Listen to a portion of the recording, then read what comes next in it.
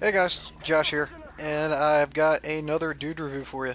And the premise behind this series is that all the critics and stuff out there, they don't really review movies to see how they appeal to just normal dudes, and I am kind of a normal dude, and so I decided to take on the reviewing things from a dude's perspective. And actually, I'm going to branch out into things other than just movies, but right now I'm starting on movies, so yo, this is what we're gonna do for now. It'll branch out. We'll bring you some more variety. But for the review here, I'm gonna review Christopher Nolan's Batman trilogy. I'm just gonna do all three of them at once since they're all why not might as well. First, we're gonna start out with Batman Begins. This movie, fucking A, man. When I first saw it, I was like, yeah, this is pretty awesome and stuff. And then the more and more I watch it, I'm like, well, hell. I don't know if I like it too much. There really are some awesome parts in there. Cillian Murphy, the guy that plays the Scarecrow, this dude, anything that he does, it is awesome. This guy, I don't know, he's probably like one of my most favorite actors, but he does an awesome job playing like some kind of psycho creep guy. And every movie like this, Red Eye, or wherever, he is great. He is a great ass part of this movie. He was a perfect pick to play a Scarecrow. Bad things in this movie. I don't care what anyone else says, man. Christian Bale is a suck-ass Batman. You know, don't look at like how the fight scenes and all this stuff are. No, we're not comparing the actual way the movies are made. We're talking about actual Batmen. Christian Bale is a sucky Bruce Wayne and a sucky Batman. Why? Because every time he turns to Batman, he ends up talking like this because no one's gonna know who I am when I talk like this. And that shit's fucking annoying, man.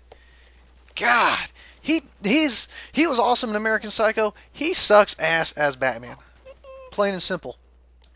Oh, another reason, the main reason why I'm not too fond of this movie, this bitch right here, Katie Holmes. She is like the most like lifeless, soulless, just most robotic thing I have ever seen, and it's just that stupid little face that she always makes, and the character that she plays too. That's a dumb character. I don't enjoy her character in the movie at all. So I don't know, you know. And there's Liam Neeson. Liam Neeson's always he's pretty good in everything he does. And actually, he's got Taken 2 coming out this summer, which Taken 1 was fucking.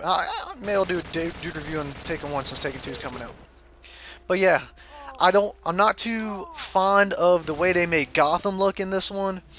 The story, Ra's al Ghul, I don't think is too strong of a character, so the actual Batman Begins, I'm actually going to have to give barely just just rent it. And, that's just a rating on this one. Now, let's move on to The Dark Knight. Holy shit, The Dark Knight, I think, is... The Dark Knight has taken superhero movies and like totally pushed the boundaries. It's like transcended superhero movies into like something totally different. This movie is it's fucking amazing, honestly. And the main reason, which it is weird because when I first heard it, I thought this reason was going to make this movie suck. But that is Heath Ledger playing the Joker. I heard that, I was like, man, you gotta be fucking kidding me. Heath Ledger, dude, God, as the Joker, what the hell, But holy shit, he has managed. I don't know, man. It sucks that he died because I would have loved for him to make another one with the Joker in it since they didn't kill him off at the end of this movie.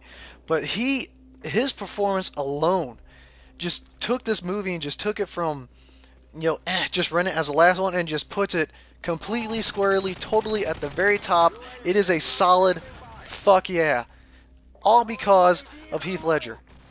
He was amazing. The storyline was fucking damn good. The fight scenes were damn good. Gotham in this movie looks much better than it did in Batman Begins.